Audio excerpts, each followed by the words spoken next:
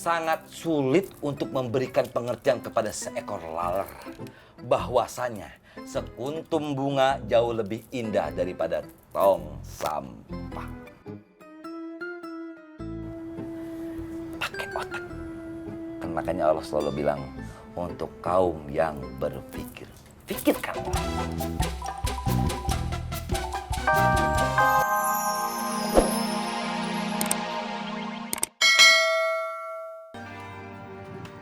Mat, mau saya, kamu itu tetap harus tahu kondisi Makmur. Gua nggak akan balik lagi ke pasar Makmur, Bang. Makmur itu rumah kamu. Almarhum Bang Jali menyediakan Makmur untuk kita. Gua nggak akan pernah ke pasar Makmur lagi. Mana lo? Gue pengen ngopi deh Jiboib, ngapa? Jiboib lagi anterin pesenan, ntar aja. Terus kalau gue nunggu situ nggak boleh, Mang? Itu namanya lu kepo.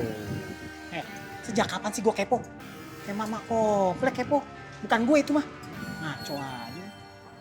Sorry, Bang. Gua mesti keliling, Bang. Oke. Jangan buang waktu lu untuk ajak gua balik lagi ke pasar Makmur. Tapi satu hal, kalau lu butuh bantuan gua untuk pasar Makmur, gua siap.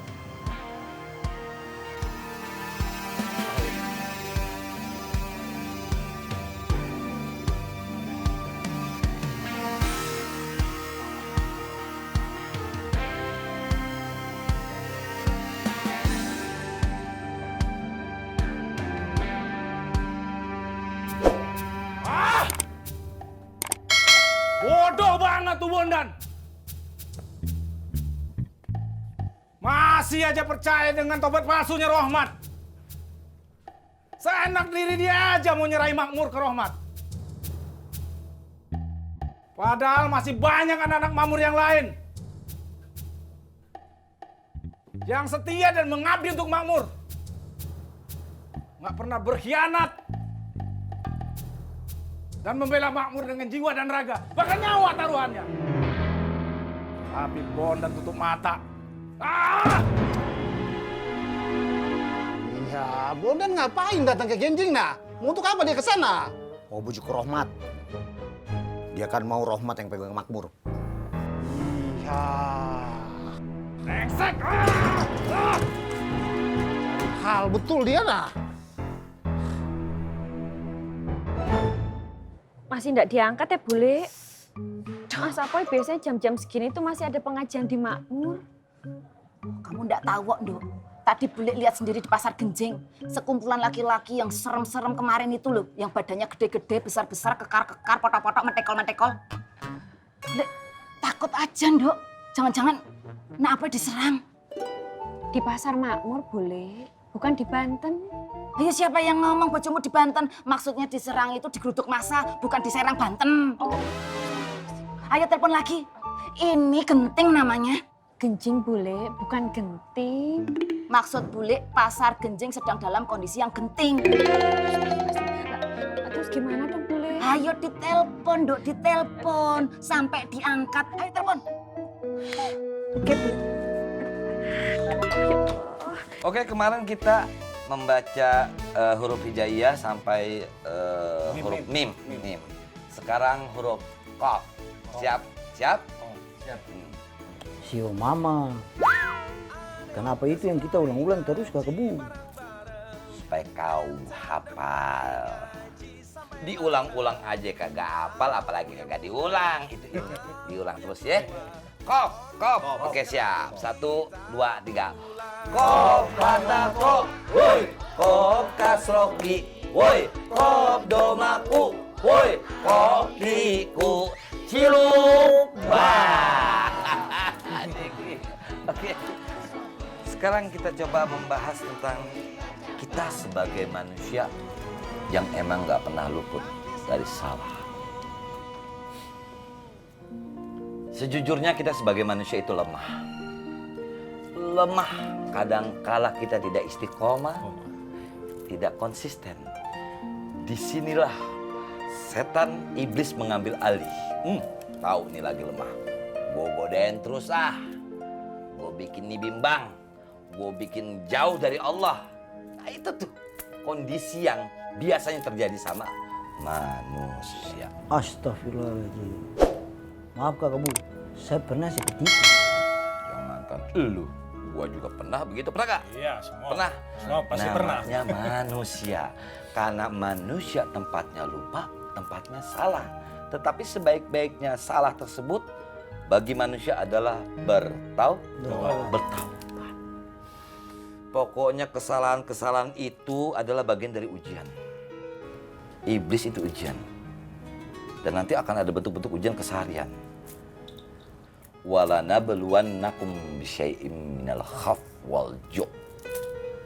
Dan kami, kata Allah, akan menguji kamu dengan ketakutan dan kelaparan. Wa naqsim minal amwal, kekurangan harta, wal anfus, jiwa, wal thamarat, dan buah-buahan. Kata Allah apalagi? Wa basyiris sabirin. Berikanlah kabar gembira kepada mereka orang-orang yang sabar. Bagaimana Bang Poy? Kita kan kadang-kadang itu mengganggu pikiran kita dengan ketakutan-ketakutan itu tadi. Kayak apa tuh? Ketakutan, barang dagangannya nggak laku, istri nyeleweng, dan sebagainya. Itulah masalah kita. Insya Allah Allah jaga kita. Allah cuma bilang sabar dan sholat. Itu kan duniawi. Makanya dunia itu ibarat bayangan. Ketika kita ngejar, gak bakal kena-kena tuh bayangan. Coba balikkan badan kita. Maka gak ada pilihan bagi si bayangan itu untuk ngikutin kita dari belakang. Jadi bukan kita yang mengejar dunia, biar dunia yang mengejar kita. Disitulah kita mendapatkan tempat untuk fokus juga ibadah sama Allah.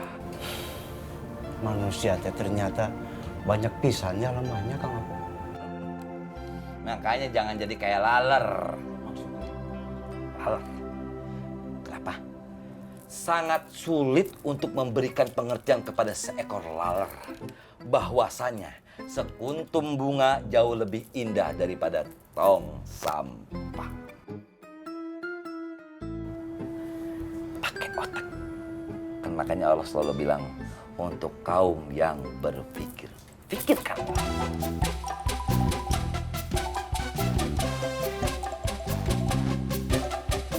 On the sky. On the sky.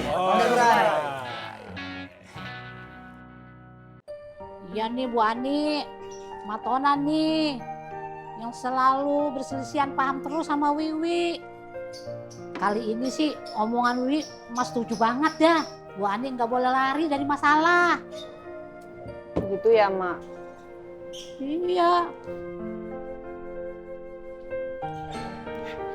Ada Bu Ani. Pak, Bapak ngapain? Ya namanya.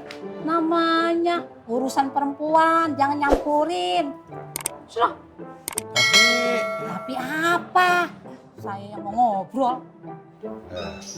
Rumah satu ya. Par. Nih, ini Bu Ani. Mau ngapain? Sono.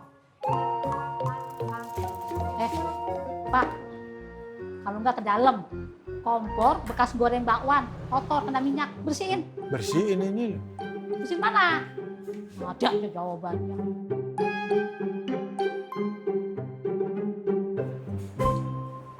Bu Ani, udah, mau pesan Bu Ani. Kalau lagi banyak pikiran, sering-sering baca sholawat. Ntar imannya jadi kuat. Kalau Bu Ani taat, insya Allah jodoh bakalan dapet.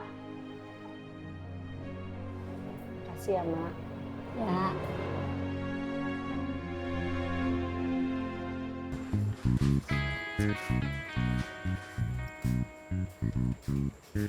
Leng, lo sholat? Sekarang? Iya. Sabar, buruan, ntar habis waktunya. Udah pada sholat belum? Belum, Kak Kebu. Kenapa nggak jamaah? Iya Kak Kebu. Jangan ya aja. Wudu gak lu? Ya. Buru. Leng, sini. Lu aja yang jadi imam.